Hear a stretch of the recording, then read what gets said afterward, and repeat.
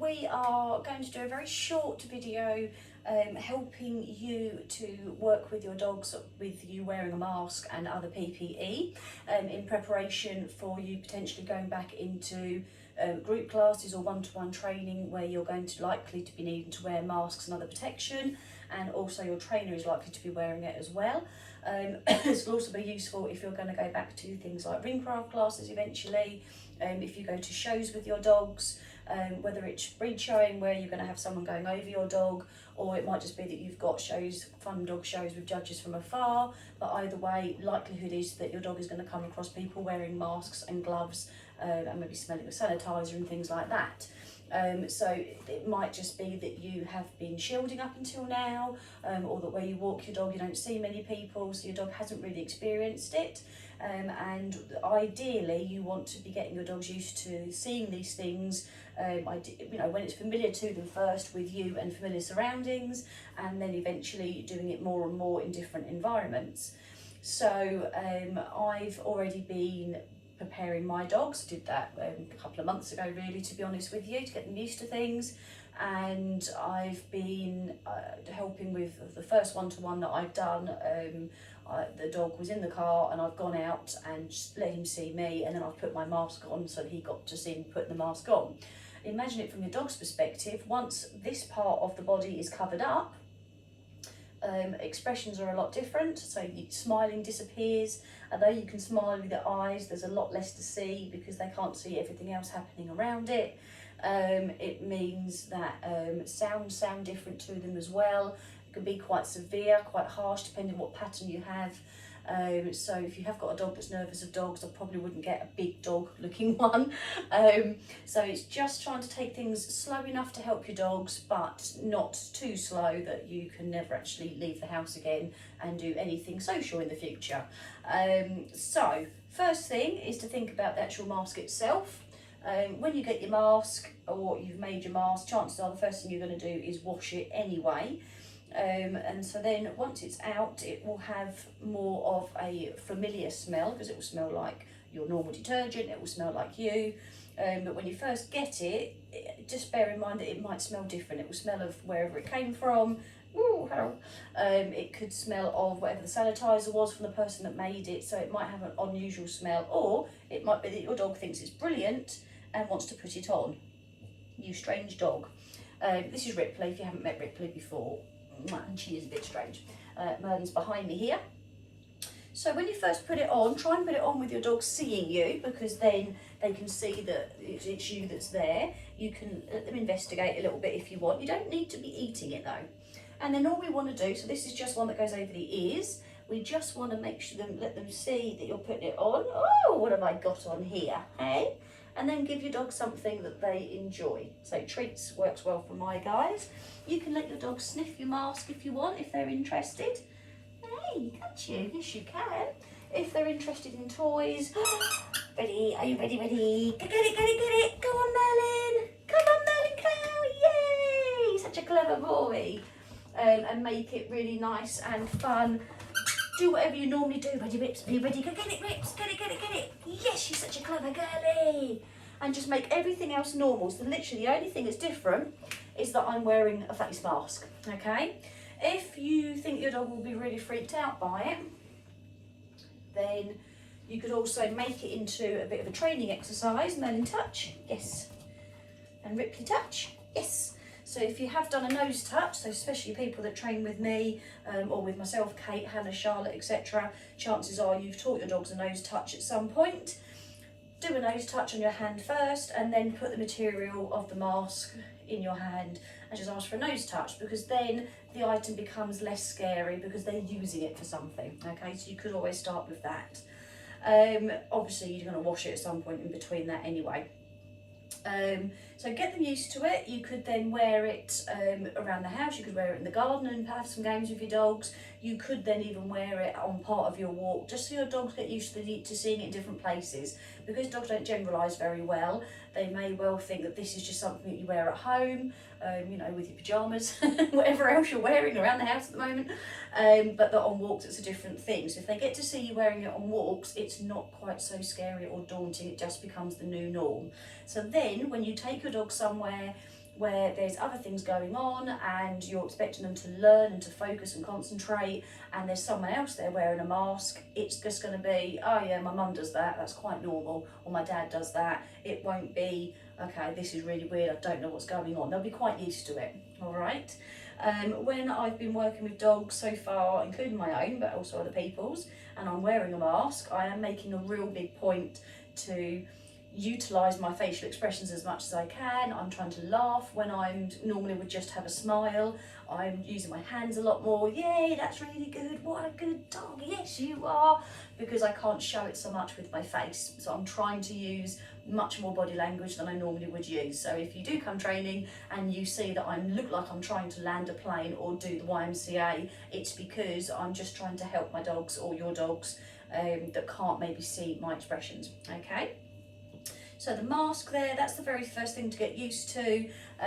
There's so many different masks out there. This is one of the ones that I love. This is actually covered in little tiny terriers, which is really cool. And I've got one that's covered in paw prints as well. But whatever you use is going to be absolutely fine.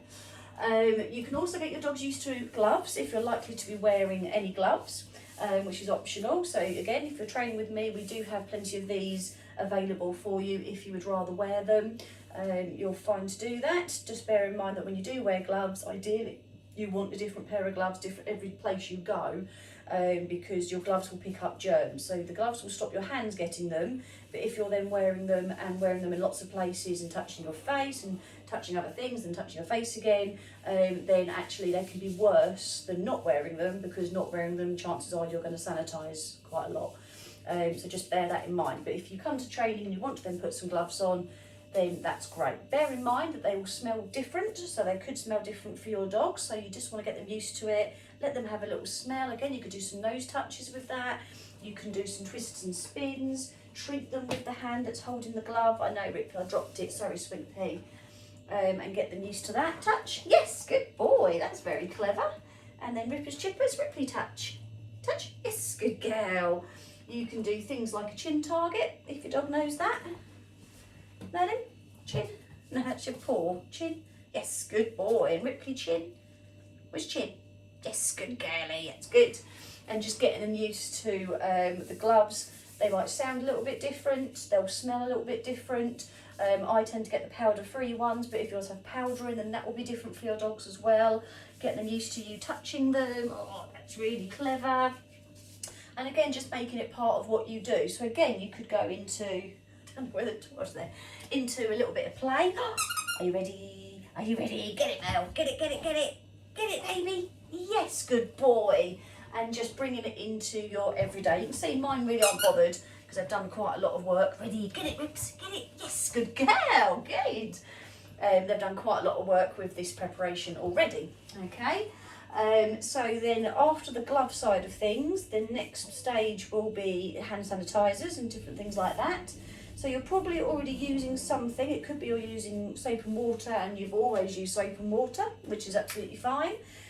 Bear in mind that some places that you go with your dogs, you might then only have access to sanitizer, okay? So we do have a sink at training, so you have got access to soap and water, but if you're in a class that's being held outside, you might not then want to have to come indoors or wait your turn to come indoors to use the sink, so then we will have sanitizer everywhere. And one of the things that we will be using, and many of you will have heard me mention this before, is the lucinin spray, which is a natural pH, and it's something I've used for many, many, many years, but they have actually had tests done several weeks ago, which confirmed that it does kill off the COVID-19 virus. So all that we do with this, and this is what I've been doing for one of the dogs that I've seen the last couple of weeks, for his canine conditioning and fitness training, because he's been feeling a lot of pain where he's not had his fitness exercises for sort of 8 or 9 weeks. So he's the first dog I started seeing, and I do have to be hands-on with him. And so just so we can reduce any risk of anything spreading via a dog's fur, at the start of the session, I'm then spraying my hands and going over my hands and going up my arms, all around, fronts and backs of my hands. I'm going underneath my wedding ring and just making sure that everywhere is covered, and I say all the way up the forearms as well, which is as per COVID safety course that I did last month. So then I know that I've covered everywhere, straight away touch my face. Then what I'm doing is spraying my hands again, and then I'm putting it over the dog that I'm working's body. Okay, I'm putting it just over the fur, just over the areas that I think I might be needing to handle them. So that's getting them used to a different smell again, but what it's also doing is taking away any risk of anything being transferred. And at the end of the session, if I have needed to handle your dog, or even if I haven't, if you just prefer it, then the Lucillin spray is there for every owner to use on their own hands if they want, but also they can spray it on and put it over their own dogs, or again I can do it for them if they prefer, so then there's no risk of anything spreading back again. All right, so that's how we're doing that. But again, if you're maybe using soap and water at home, but you have got access to some sanitizer, it might be then worth trying different things on your hands, because obviously the smell will be there. So it's not overly strong, this, but there is a fragrance, you can smell it. So then getting your dogs again used to the fact that your hands might smell a little bit different. So doing different bits and pieces with them. Yeah, you're clever, aren't you? To make sure that they're okay with that and that doesn't put them off.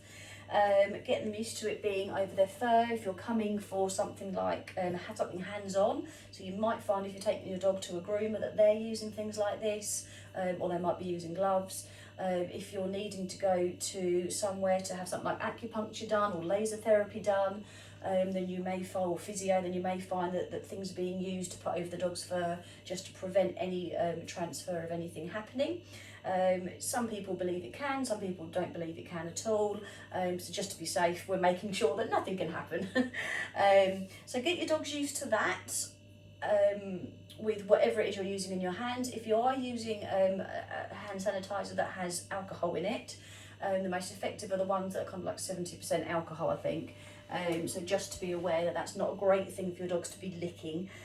So if you are using that, try it and use it and make sure it's all gone before your dogs get to your hands. Make sure you've got little pockets of it in between your fingers or anything. And that's probably not the best one to then put over your dog's fur. You want something ideally that's pH neutral and that isn't going to be bad for your dogs if they manage to lick it somehow. All right, so they're the main kind of things to get your dogs used to, are wearing face masks, wearing gloves, and having the smell of skincare of some sort and sanitizer on your hands. Something else that obviously will be happening is equipment, certainly training with myself. Equipment that we're using for different things will be cleaned before a session and after a session, so that's another good reason to get your dog used to different kinds of smells of cleaning products and sanitizers and things. So everything will be clean before I hand it to you or before I leave it somewhere for you, and then at the end of the session I will clean it again before I put it away, so that way you know that you're getting something that is clean from the last person who used it as well. All right. So getting your dogs just used to everything like that, but also getting them used to the fact that they can't always go and say hello, because there's a chance when you come back to doing classes and social walks and things like that, that your dogs are going to see their doggy friends or their human friends and want to go and see them straight away, and that might not be possible. All right. Some people will be returning to a semi-normal life, but actually they still need to protect themselves, or they still need to keep a distance because they have someone at home that needs to be protected. So bearing that in mind, we have things like the watch to get your dogs looking back at us. We can use nose touches, we can use a little bit of gentle lead work to help get our dog's attention back onto us. But ideally what we want to be doing is not calling other people's dogs if they've said, you know, I won't bring him over, that's okay, because I've got, you know, I've got a partner at home that's shielding. Don't then be going, oh, I know I can't see you yet, but I'll see you in a few weeks, it'll be okay. Because you're going to be winding that dog up and they're going to want to come over and see. And that's going to make it really hard for the other person to just stand with their dog, and it'll be harder for them to get any focus from their dog as well. So if they have chosen to not come over, okay, that's fine. Well, you know, I look forward to seeing your dog maybe in a couple of weeks' time, and you know, give them a bit of space. Something that you'll find is going to happen for our classes is we're going to have some little barriers up around the place, so that when we're outside you have your own area to work in, not completely fenced off. It will you just see the barriers there, but it means that you can be working with your dog knowing that no one's wandering into your area because you have got your own little space. If we have to be indoors, that will only happen on the smallest of classes, So it will need to really only be sort of 2 or 3 people plus your instructor that are inside. And again, we'll put up the barriers so you have got your own space to work in entirely. So if your dog has got any problems with fencing for any reason, or anything being upright near them, then you can let us know in the class so we can help you with that. Or you can do a little bit of training with your dogs now, just sort of nearer to places like barriers and stuff like that, because chances are you're going to come across things to separate quite a lot over the coming months if you're doing anything social. All right. So as normal, if you've got any queries at all about any of this sort of thing, getting your dogs used to the masks and the different smells and the different ways that we're doing things, you can always pop me a message through. The Facebook page is probably one of the best ways, although I do sometimes get a bit backlogged. But Dog Training for Essex and Suffolk on Facebook, you can reach us at. You can also email us at joe@dogtrainingessex-suffolk.co.uk, and I'm always happy to answer questions to help you get your dogs prepared for the new normal. All right, so take care. Look forward to seeing some of you quite soon with one-to-ones, and then shortly after that, hopefully with some classes. Take care of yourselves, take care of your dogs, and stay safe.